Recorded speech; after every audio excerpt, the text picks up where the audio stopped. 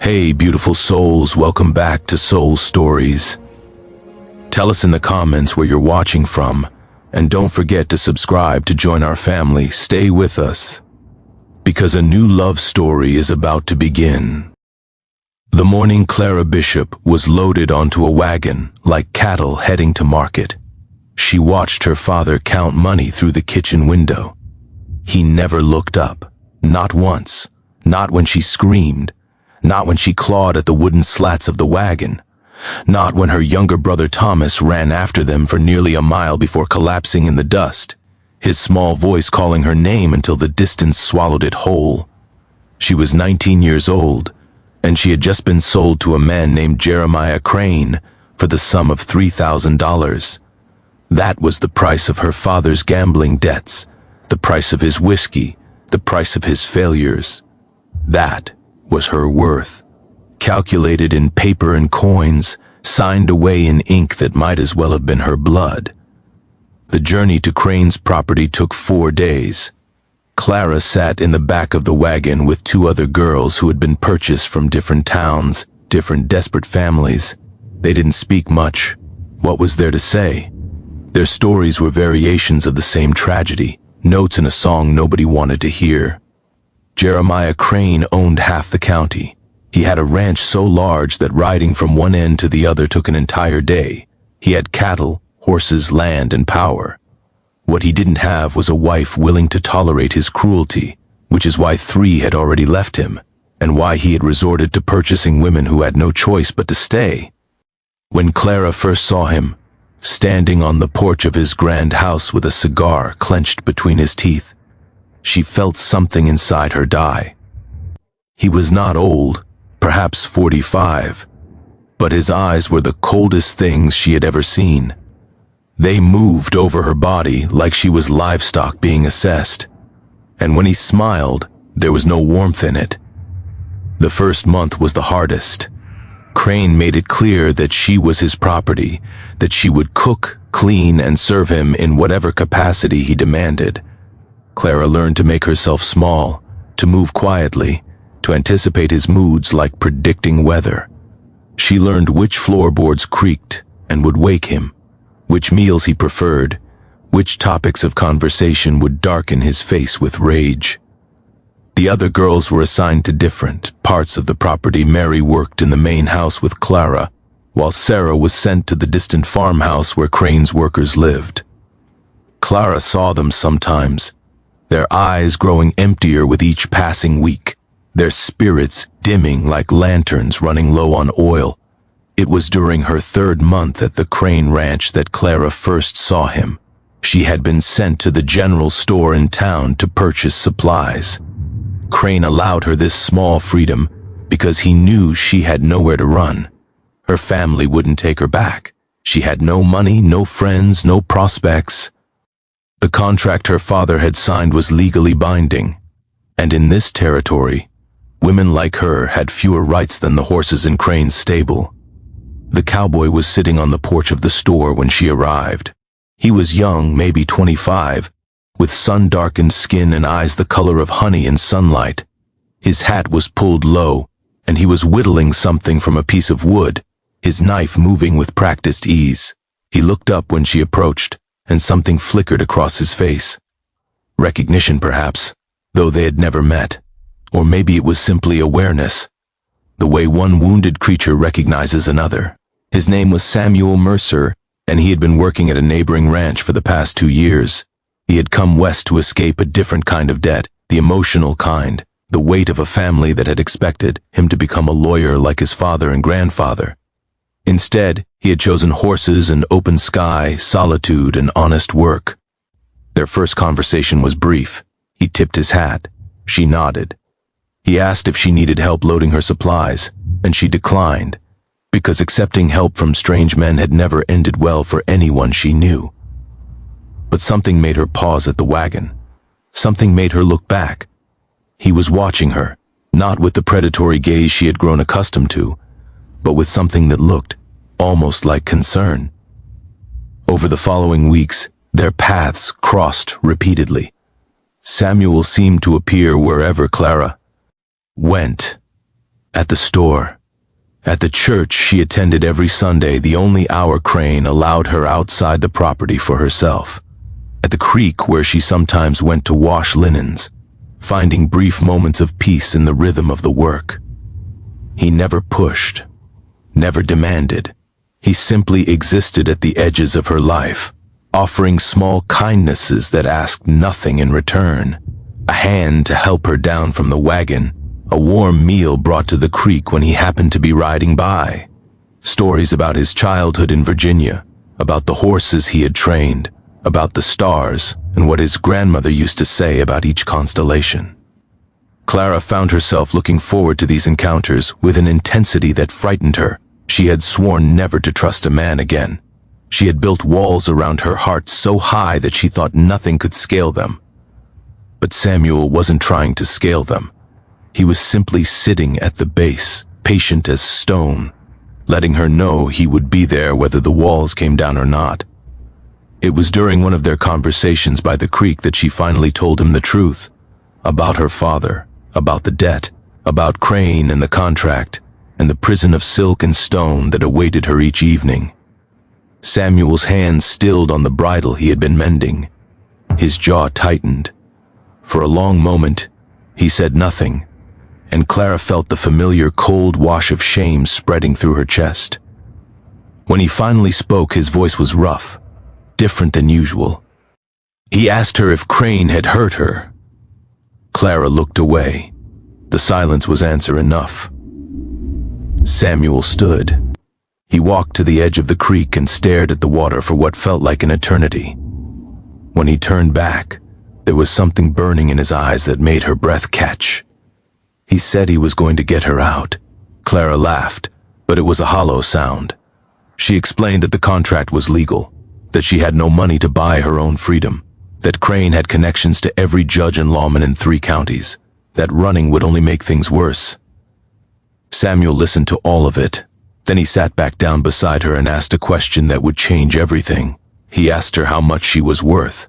Clara flinched at the words, but when she looked at his face, she understood what he was really asking. $3,000, she told him. That was the sum her father had accepted. That was the price of her chains. Samuel nodded slowly. Then he told her to meet him at the church the following Sunday. He told her to bring whatever she couldn't live without, because she wouldn't be going back. Clara didn't believe him. She couldn't afford to believe him.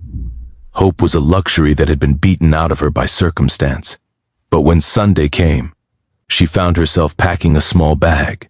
She found herself hiding it beneath her church dress. She found herself walking into the white wooden building, with her heart hammering so hard she thought everyone must be able to hear it. Samuel was there, just as he had promised. He was wearing his best clothes, though they were still simple, still marked by the work of his hands. He was standing at the front of the church, speaking quietly with the minister. When he saw her, his face transformed. It was like watching the sun break through storm clouds. He walked toward her and took her hands. His palms were calloused and warm. What happened next would become the stuff of legend in that small town, a story passed down through generations. Jeremiah Crane burst through the church doors like a thunderstorm given human form. His face was mottled with rage. 2 of his men flanked him, their hands on their pistols. Crane demanded to know what Clara thought she was doing. He reminded everyone present that she belonged to him, that he had paperwork to prove it, that anyone who tried to interfere would face the full weight of his power. The congregation fell silent. People looked away. Nobody wanted to cross Jeremiah Crane. Samuel stepped forward. He positioned himself between Clara and the man who claimed to own her. His voice was steady when he asked how much. Crane's eyes narrowed. He didn't understand. Samuel repeated the question.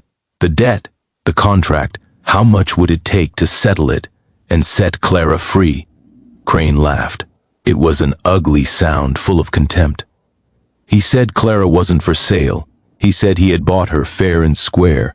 He said some things couldn't be bought with money, only with pow. And Samuel had none. Samuel reached into his coat and pulled out a piece of paper. He handed it to Crane. The room went still. It was a bank draft for $5,000. More than Crane had paid for Clara. More than most people in that town would see in a decade. Samuel had sold everything, his horse, his savings, the small plot of land he had been working to buy, 2 years of wages gone in a single transaction. He told Crane to take the money, to release Clara from the contract, to never speak to her or look at her again. Crane stared at the paper. Something shifted in his face, calculating, weighing. $5,000 was a fortune. More than Clara was worth to him, certainly. He had other women. He could buy others. The silence stretched like a rope about to snap. Finally, Crane smiled. That cold, terrible smile. He asked what guarantee he had that Samuel wouldn't take the money back. That this wasn't some kind of trick. Samuel's answer was simple. He said they were in a church. He said the minister was right there. He said if Crane wanted a guarantee, then he would give him one. He would marry Clara right then and there, making her his wife, making her someone Crane could never touch again. He turned to Clara then. His eyes asked a question that his words hadn't voiced. Clara looked at this man who had sold everything he owned to buy her freedom.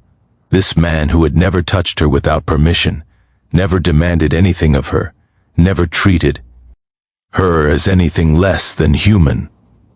This man who was offering not just escape, but a future. She said yes. The wedding was brief. Crane watched from the back of the church, his men still beside him, his expression unreadable. When the minister pronounced them husband and wife, Samuel kissed Clara so gently that she almost cried. Crane took the bank draft and left without another word. His footsteps echoed through the church, like the final notes of a song nobody would miss. The congregation remained frozen until the door closed behind him. Then, slowly, sound returned. People began to murmur, then to smile, then to clap. The minister shook Samuel's hand. Women embraced Clara with tears in their eyes. Nobody could quite believe what they had witnessed. A love story for the ages, they called it. A fairy tale come to life. But Clara and Samuel knew it wasn't that simple. They left town that same day. Samuel had arranged for them to stay with his cousin in the next territory, somewhere Crane's influence couldn't reach. They traveled light, with nothing but the clothes on their backs and the future ahead of them. The first night, they made camp under the stars. Samuel built a fire and cooked beans over the flames, apologizing for the humble meal. Clara told him it was the best thing she had ever tasted, and she meant it. They sat in comfortable silence for a while. Then Samuel spoke. He told her that the marriage didn't have to mean anything, that he had done it to protect not to claim her, that she was free now, truly free, and she could leave whenever she wanted. He would give her whatever money he could scrape together. He would help her start over somewhere new. He expected nothing from her. Clara listened. She thought about everything she had been through, every betrayal, every broken promise, every moment she had felt less than human. Then she moved closer to him. She took his hand in hers. She told him she didn't want to leave. Samuel looked at her, his honey-colored eyes reflecting the firelight. He asked if she was sure. Clara thought about the question. She thought about what it meant to choose someone, not because you had to, but because you wanted to.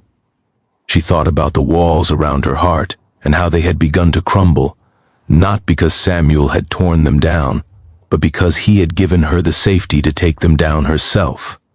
She told him she was sure their life together wasn't easy. Money was tight for years. They worked hard, building something from nothing, learning each other's rhythms and rough edges. There were difficult times, misunderstandings, moments when the shadows of the past reached out to grab them. But through it all, Samuel kept his word. He loved her not as a possession but as a partner. He listened when she spoke and held her when words failed. He never raised a hand to her, never raised his voice, never made her feel small. They had 3 children eventually, 2 daughters and a son. Clara taught them to read and write, to value kindness over cruelty, to recognize love by its actions rather than its words. Samuel taught them to ride horses, to respect the land, to understand that true strength meant protecting those who couldn't protect themselves.